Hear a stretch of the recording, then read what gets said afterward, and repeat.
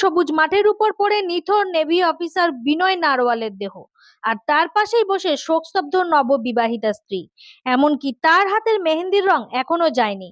মঙ্গলবার দুপুরে কাশ্মীরের পাহেলগাঁওয়ে মিনি সুইজারল্যান্ড বলে খ্যাত বৈশরণ উপত্যকায় ভয়াবহ জঙ্গিহানায় নিহত হলেন ভারতীয় নৌসেনার লেফটেন্যান্ট অফিসার বিনয় নারওয়াল।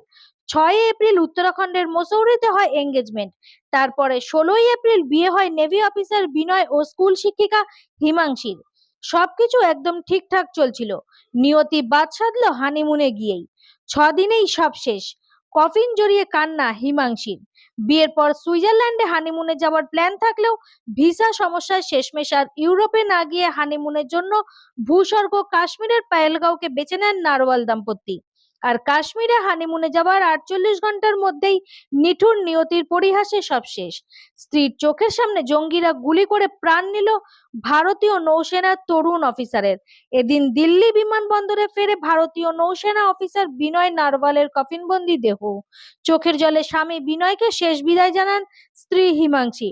স্বামীর কফিনের সামনে দাঁড়িয়ে চিৎকার করে স্ত্রী হিমাংশী বলেন, আমি তোমার জন্য সারা জীবন গর্ব করব, জীবনের সর্বত্র গর্ব করব।